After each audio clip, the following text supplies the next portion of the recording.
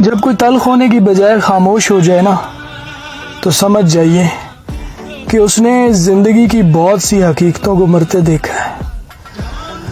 اور خاموش ہو جانا، کسی کا چپ ہو جانا، اس سے بڑی کوئی بد دعا نہیں ہے۔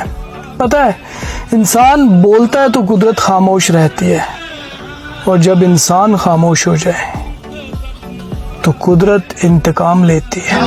غلط کہتے ہیں جو کہتے ہیں کہ تیسرا شخص جب آتا ہے بتا کر نہیں آتا۔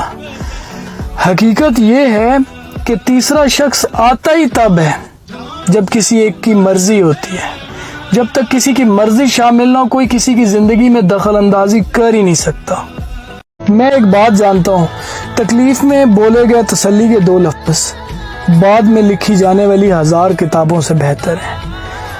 یعنی اگر آپ کسی انسان کے لیے امید کی روشنی نہیں بن سکتے تو پلیز اس کے لیے مایوسی کے دروازے بھی مت کھولیے، اور یہ آپ کا دوسروں پر احسان ہوگا۔